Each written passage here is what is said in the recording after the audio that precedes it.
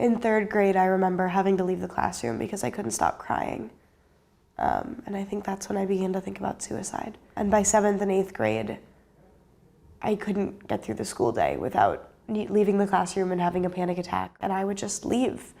And the more I did that, the more I did that until I didn't want to go to school at all. Parenting is hard, no matter what.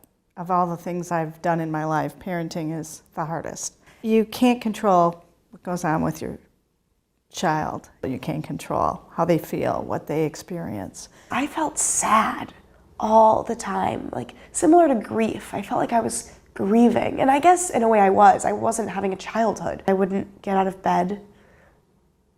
If I did, it was to go to the bathroom or eat an entire box of Oreos or an entire pint of ice cream. And I would just lie in bed every day, upset that I was still alive. I didn't know how to parent Naomi.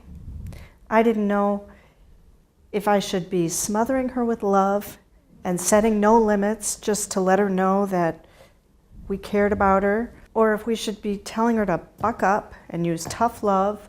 We tried new therapists, we tried new meds, we tried new therapies, but nothing was getting better.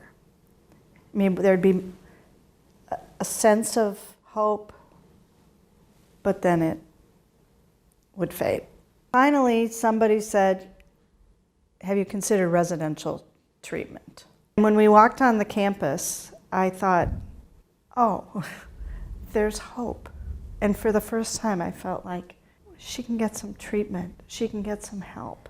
She can become the girl she's supposed to be. We watched her progress. It gave me a sense of accomplishment. It gave me a sense of value. I could see my girl, and I could see her confidence. And by the time she left, I felt like she's ready to come home. I graduated on time from high school, which was huge. It was the best feeling. And now I'm at college on the East Coast, a small liberal arts school. I'm doing really well. And I struggle. I struggle a lot. I just hold my breath and know that she's got the skills. And she learned those skills here, and she'll get through it.